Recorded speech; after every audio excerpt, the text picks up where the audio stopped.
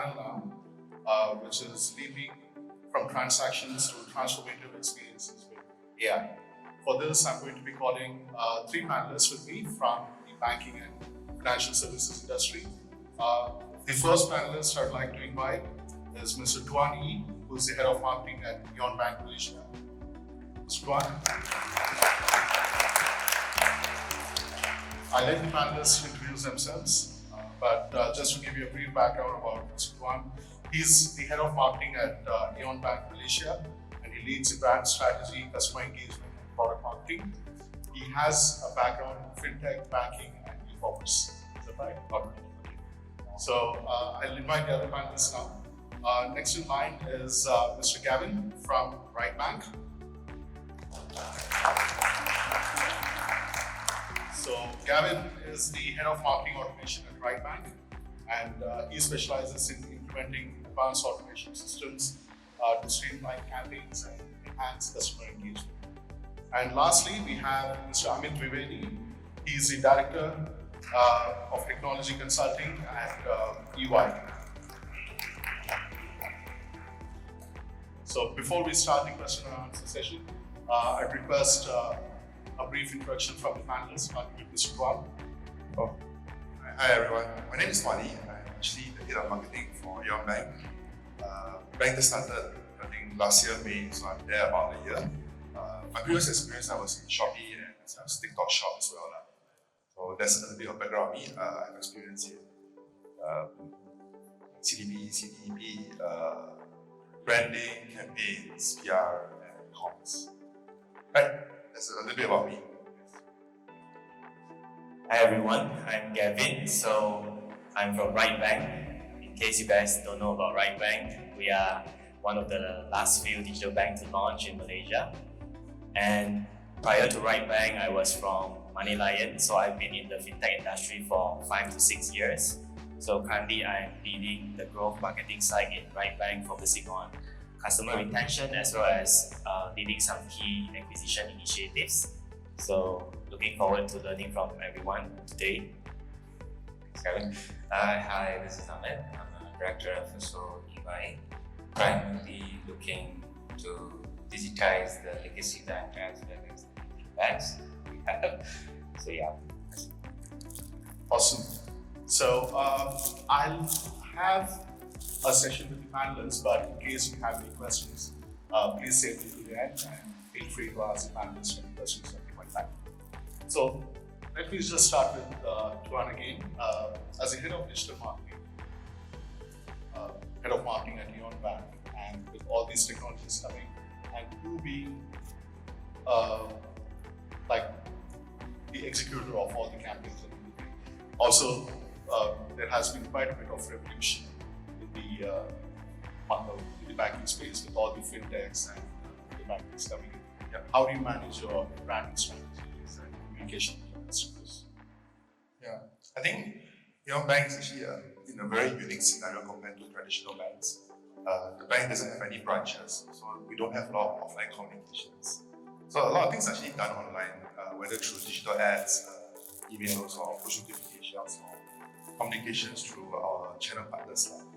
So one thing, the key challenges that we are facing now is actually on fatigue, because a lot of consumers actually receive thousands and hundreds of emails every day.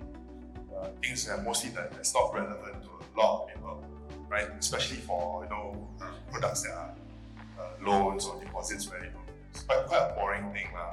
So how do we actually, in this type of scenario, gain engagement to consumers who really need our product, whether they want to take up a loan or they want to invest money in the right places.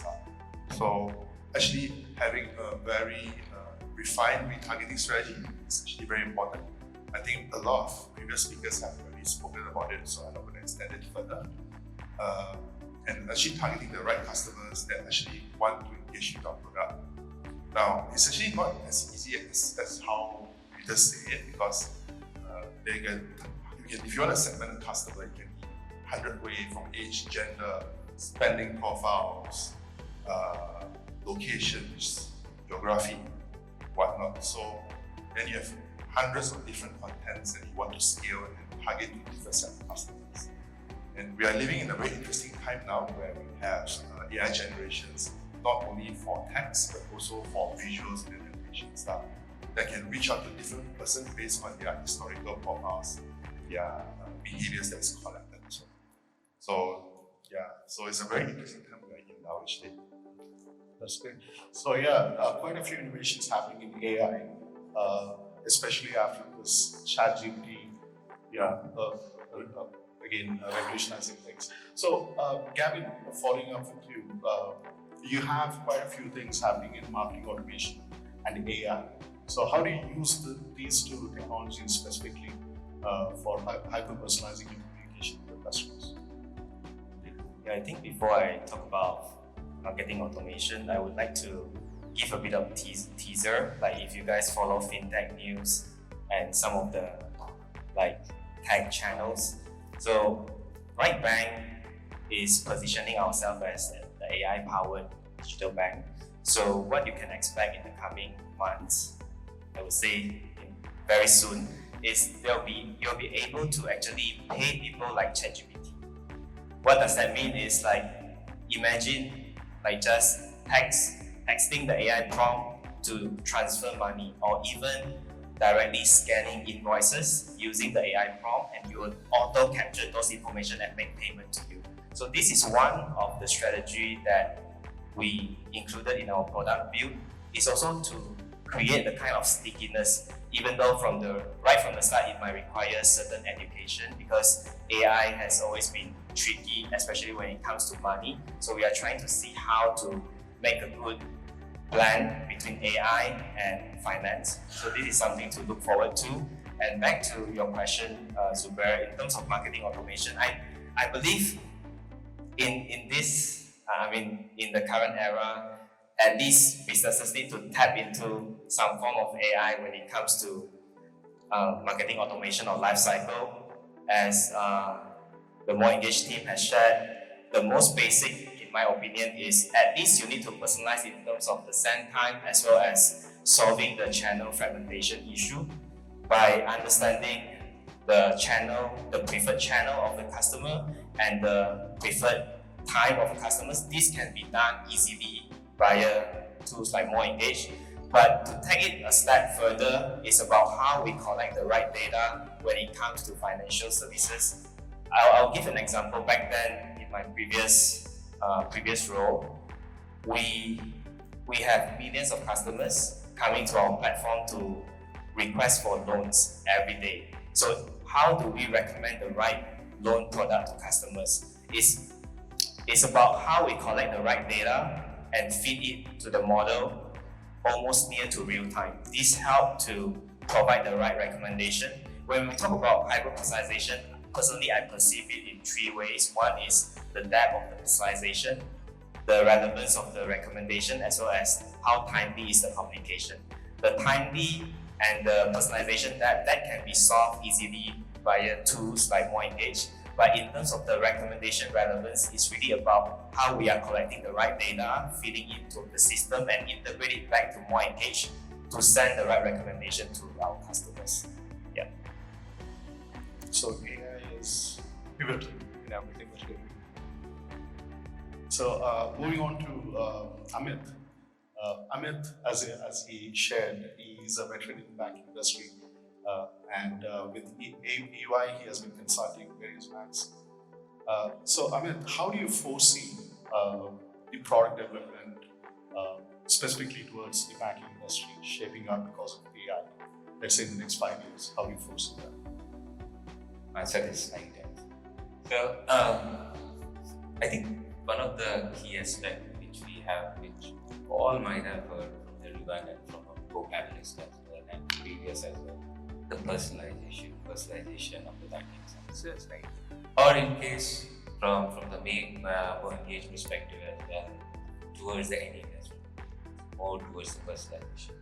So from my perspective or from the UI perspective, from next couple of years, most of the digital bank things are really different. So whether it's AEON or RYT or other three digital banks which in Malaysia, you see it, right? They are branches mostly. Like they are by default inherently working on the personalization banking, but that's not the case for the legacy bank.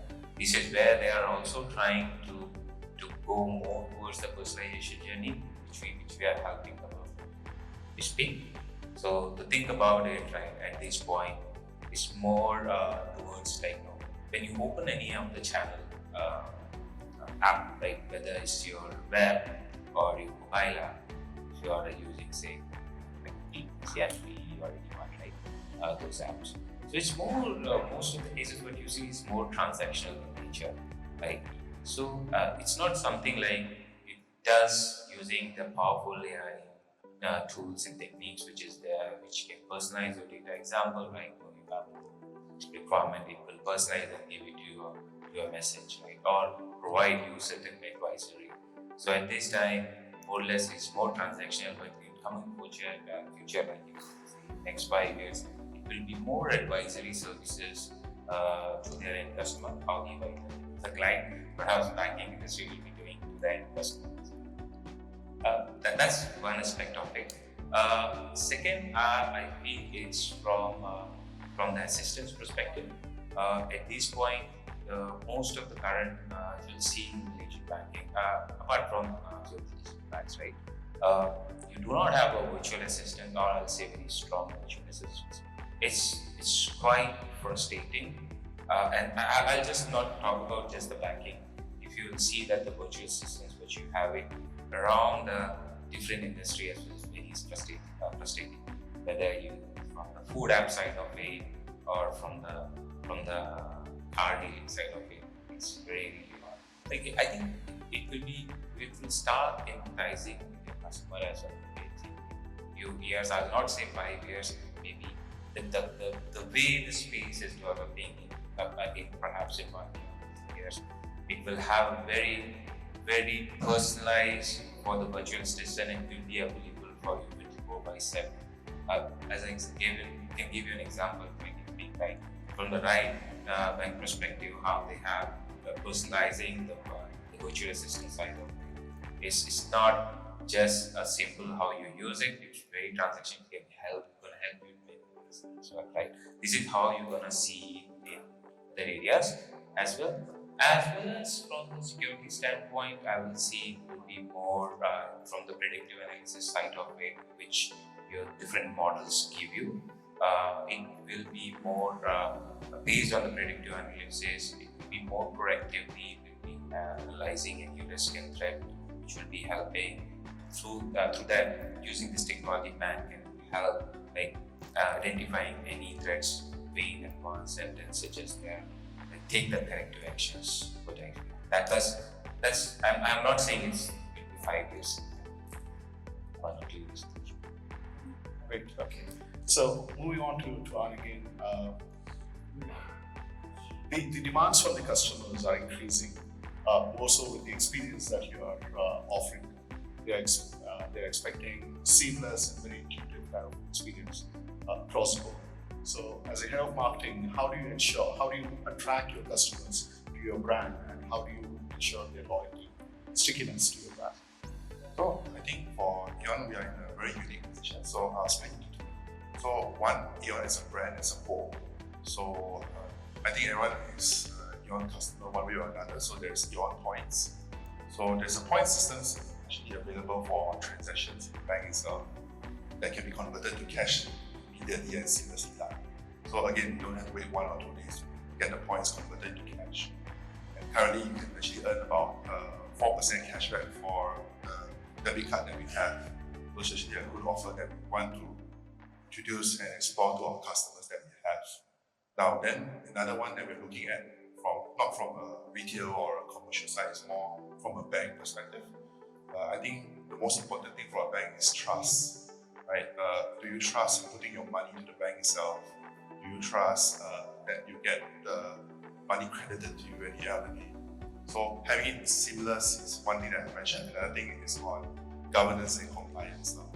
So I think as much as we want to be commercially driven also, we are still a digital bank and adhere to bank regard, so we are quite governed quite strictly in that regards as well.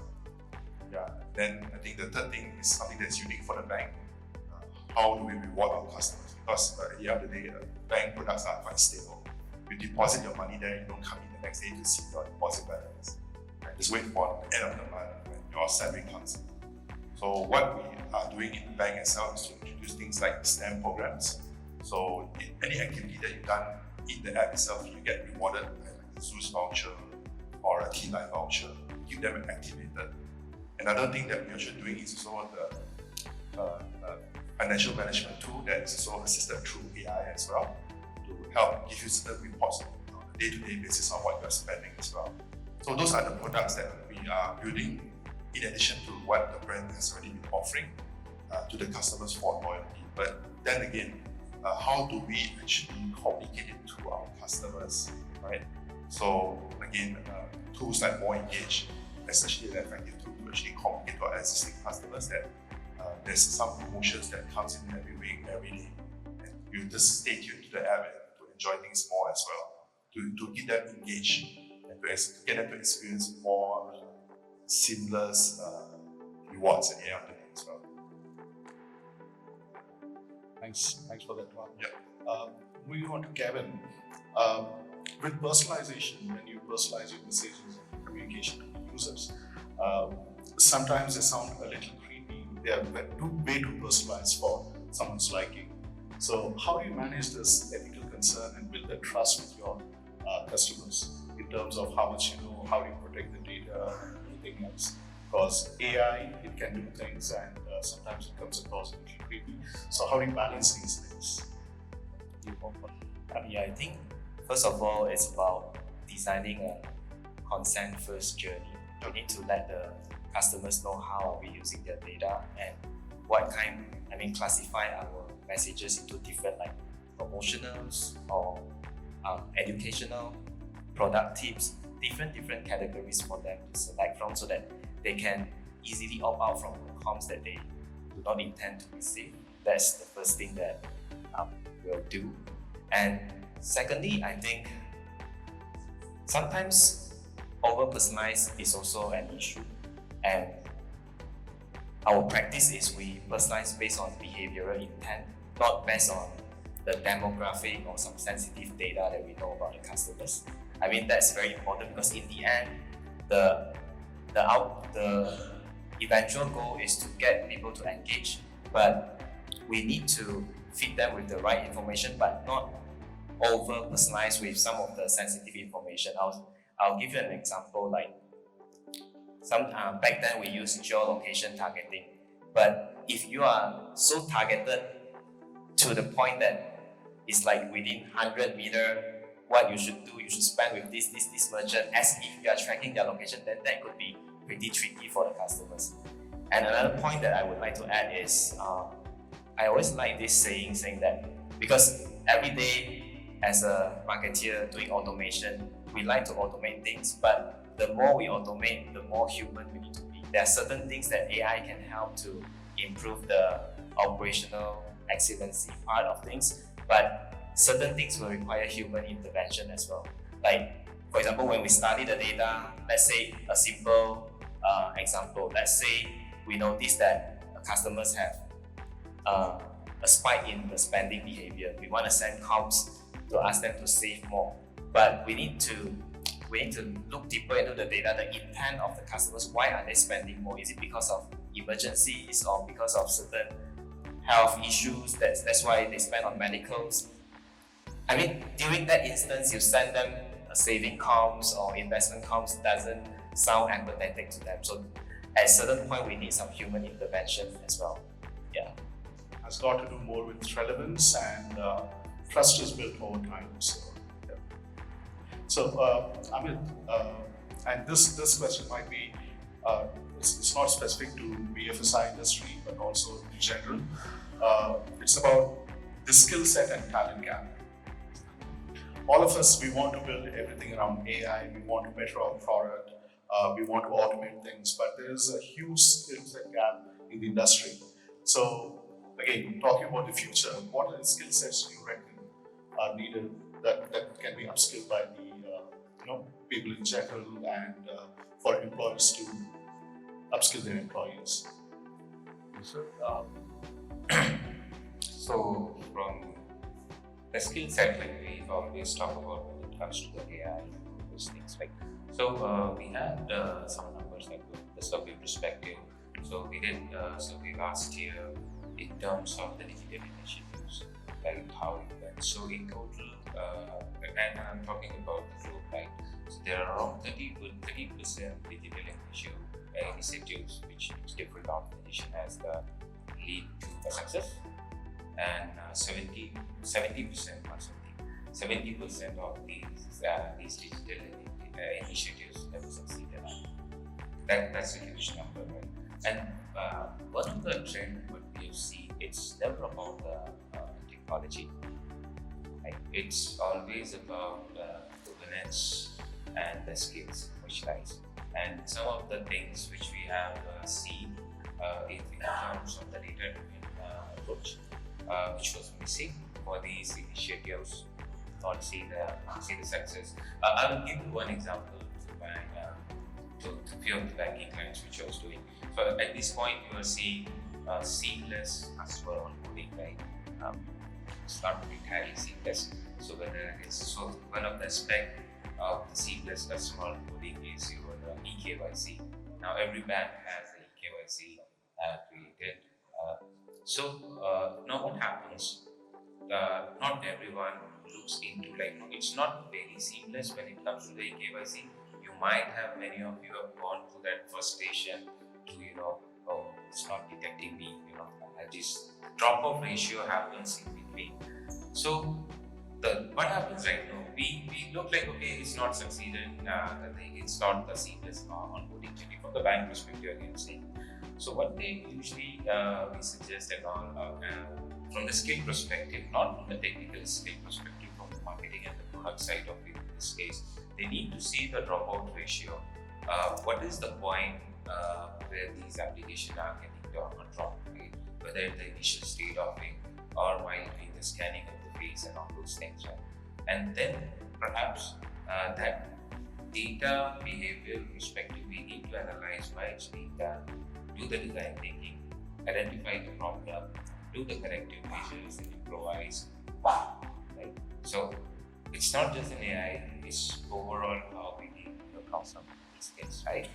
Secondly is, when we talk about AI, right, we just talk about AI tools and all those things, right? Then we start talking about the algorithms and all those things, right? It's not always about the algorithms and all those things, right? We need to understand what exactly the tool does in this case, right? And for example, when you talk about the tool and all, let's say machine learning tool, how it's going to help you in terms of, say, we talk about predictive analysis, understanding the behavior of it. From that perspective, we need to understand how usually this tool perhaps will be able to help you, right? So in summarize, right, it's not just the technical is one thing.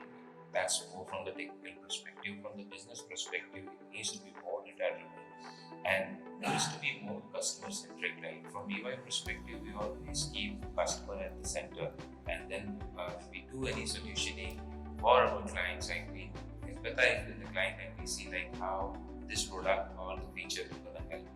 Similarly, from this perspective, the skill, which is the most important skill, which needs to be developed, right, is to keep your customer at the center and then develop your solution around it. And also, right, it should not be more regulatory perspective as well. When this is another skill, I would say. And also the biasness of your algorithms, like AI algorithms, we should do. Most of the cases, the algorithm we develop is more me-centric, not customer at the center centric. Make sure like it's more centric. It should be fair to your customer as well. That is the skill from the product side of it. They need to develop that. When it comes to the AI, algorithm should not be just you-centric. It should be more customer-centric. It should be more fair to your customer as well. I think these are the few areas we focus on. I think the people is always key. The customer is always key. Develop your skills when it even comes to the AI around these aspects. That will surely help. So it's a similar point made by Gavin also, wherein keep it customer centric and keep the communications more humane, right? So that is how you can have the emotional connection with your customers. So, Tuan, how does AEON Bank manage this with the data and insights that you gather about your customer behavior? How exactly do you, optimize the communication with your customers to make it more humane and keep it very personal? So I think one thing is as we ramp up digitalizations from automations to AI and tech in general, I think there's a lot of risk for fintechs and digital banks to lose touch towards their customers, especially when you're not actually facing them or talking to them or interacting to them. Being humane is, as mentioned, is actually one of the important things that we are looking at. Other things is also important to actually work on the ground, work with other cross functions like operations, customer service, people in the retail side on the ground to get sentiment about the products that we do, the communications that we do, and the offerings that we make, and to gauge whether it's relevant to them or not.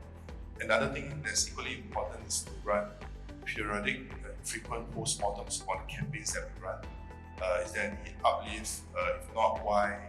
What people actually think about it? What's the sentiment in social media? Is there any feedback coming into our inbox, emails, and then reflect and improve from there as well. So I think although automations and AI is there to help us ramp up and to scale, the human element will always be there to review the outcome of each engagement and improve accordingly as well. Great. So, apart from AI assisting us on our day-to-day business, which is the generative part and automating part, there is also this nature of AI helping us with certain predictions. So, when it comes to the predictive analytics, there are many use cases wherein predictive analytics is used to engage with customers. I'd just like to ask Gavin, how do you measure the ROI on the predictive analytics? And are there any key metrics that you track when it comes to the predictions? I think ROI is a huge word. I mean, it's not easy to justify in the short term. That's why, I mean, at least for me, when we look at the entire growth funnel all the way from onboarding activation towards feature adoption and engagement and retention and CLV as a longer term metrics, we kind of like split into different funnel and conversion goals. But the fundamental is whatever we do will set like a 15 to 20% holdout group. I think that's the fundamental for us to kind of like measure the uplift. So for example, when it comes to creating AI personalized onboarding experience, how are we comparing the holdout versus the test group in terms of the time to activation? These are the leading indicators that we can inform the management about the efficacy of using AI to run certain campaigns. On the longer run, we will measure retention like 30, 60 days, 30 days, 60 days. That will help to justify. But on top of that, the faster way to justify the effectiveness of AI is to look at some of the leading indicators like the click to open rate. So these are some of the things that we do just to keep an informed decision for the management on like the investment in AI tools for personalization. Use more engagement. That's cool. So I mean, with all these AI and Gen AI and other advanced tools coming in, what should the Malaysian banks be focusing on to enhance the customer engagement?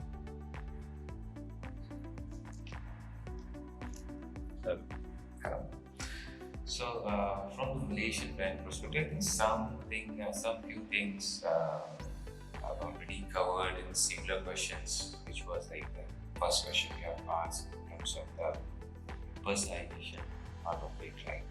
So similarly, right, like over the years, because now people are moving towards the personalization, uh, that's the journey. But where it like leads to like in a couple of years time, I think I'll say it will be more hyper personalization. Like when Sorum was listing down, like say, and then you might be seeing getting an email from your bank saying, hey, Amit, blah blah blah blah, right? Telling this thing story about it. So the journey perhaps will be going towards the hyper personalization. But think about it, right? You are investing with some bank with this hyper personalization. It will really touch upon your portfolios and telling you the story about your portfolio, giving you what to do and what not. It's completely for you. It's not like a generic email, just the name change what you are getting at this time. That is where you're going to be in terms of in future what you'll see. Your virtual assistants will be really empathetic towards you. Will be able to solve a lot of things which currently you literally need to do.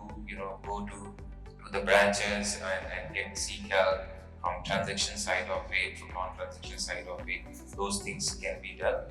And what I see, right, still from the Malaysian banking perspective, right, a lot of physical intervention is still be needed. You still need to go to the bank to get example. When you go for a loan and all, right. For most of the SMEs, based on the survey, 90% of the SMEs prefer digital. But again, 60% of the time they have to go to the branch to get those loans done. It's not like seamless like this, let's just speak.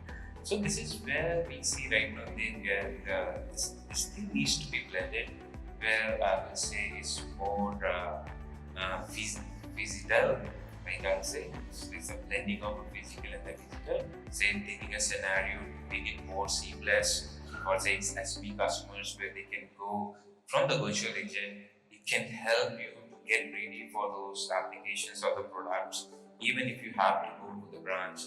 It will prepare you well so that your overall journey or it minimize the hassle, minimize the thing. You cannot sometimes some of the product cannot be completely eliminated. It's not as sometimes it's not as simple as opening a saving bank account, which can you do like in 10 minutes. Some of our digital bank claims like 1 minute I will open it. But when getting to a specific product, there are a lot of regulatory things are involved.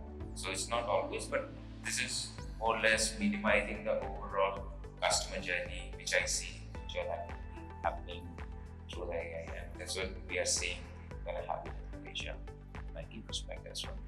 So, just to wrap it up, I'll open the floor for all. You like it or not, AI is happening, right? And everyone needs to adopt that. Everyone needs to be prepared for it. So, what do you guys think is one of the major challenges or opportunity in this adoption of AI by, let's say, the next 5 years for Malaysian banks? I think AI offers a lot of opportunity for personalizations and also again hyper personalization. But I think the risk here is over hyper personalization. Imagine one day someone comes to you and you're saying, hey, you spent a lot this month, do you want to take a loan? Or this is your deposit balance this month, do you want to top it up? Then it's a very sensitive thing for a bank to actually say those things. So I think in the future, the next 5 years, it's going to be an important part for the bank in terms of hyper personalization. But there's also a push and pull between us and also risk and compliance from personal identifier information or certain guardrails that needs to be set to ensure that certain AI outputs are actually more friendly and governance compliance. take it further. So yeah, I agree to this your point as well in this case. So for me, right, whether we talk personalization, hyper personalization, I think the one thing which customer don't like is surprises. Like if they see the benefit, they see the clear benefit of your product and all, they are willing to share. So this is where like most of the cases you all have seen it, right? The conditions are in the line, right? Need to lead through nobody needs to. this is where it like from this from because the whole session, I think what we have discussed, we have heard so many times personalization, hyper personalization, and all those things. Like so, but to make it happen, it comes with its own risk, right? Nobody likes from the customer perspective. They need to know like what is being shared, what you're gonna use it. It needs to be very clear from the customer perspective. You need to make sure like which usually we suggest you come up with a simple dashboard with your customer, like in terms of what they can share, what they cannot share. It should be very clear to them. Give them a freedom, like select, unselect, respect their privacy based on that. Because at the end of the day, talk about AI and all those things is all about data. So we all have a lot of data. We are working, putting the data governance in place. They are putting the whole data modeling and everything. And top of that, we build the AI in this space. But the major concern especially from the FSO sector, and also comes with the regulatory process as well, right? Eventually, respect your privacy. Plus, give them the dashboard to select. Don't put the condition on the fine line. Let them to be there. Now with this Gen AI, you can simplify things. You can understand very well, not be complex. Let it be more friendly. Let them select from the dashboard. Simple dashboard itself. What is any, what you're gonna use it, how you're gonna use it, or for what purpose you use this. Let them decide. If they see the benefit, it will allow. If they are not selecting it, respect them. Yeah, they spoke from the customer's perspective, so I'll add on from the bank side. I think I see a lot of opportunities to enhance a lot of the operational things within the bank.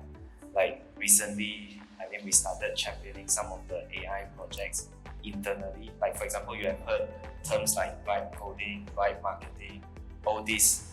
You don't even need to be a coder to build any software. So that can help us, improve the time to produce products, run tests, POC, and it can help to actually make the product development so much faster and easier, and also improve some of the operations like be it compliance or legal that require a lot of reporting. So we are also looking into how to champion AI to solve some of these kind of processes within the bank.